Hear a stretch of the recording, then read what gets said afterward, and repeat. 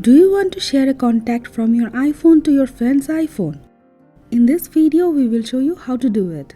Let's check it out. First, you need to make sure both iPhones' Wi-Fi and Bluetooth is turned on.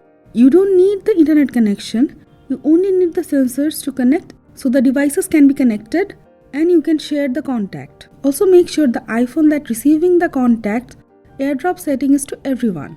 Now after these things are done, let's check out the process. Open phone app and go to contact.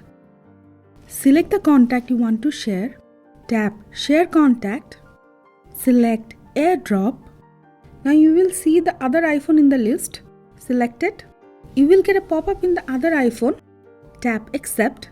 You will see the contact. Now tap save and the contact will be saved in the other iPhone. So guys, this is the way you can easily share contacts between iPhones. But keep in mind, you can only share single contact at a time in this way. That's it for now. If you have any query on the topic, let us know in the comment box and don't forget to subscribe to our channel for tips and tricks for Apple devices. Thank you.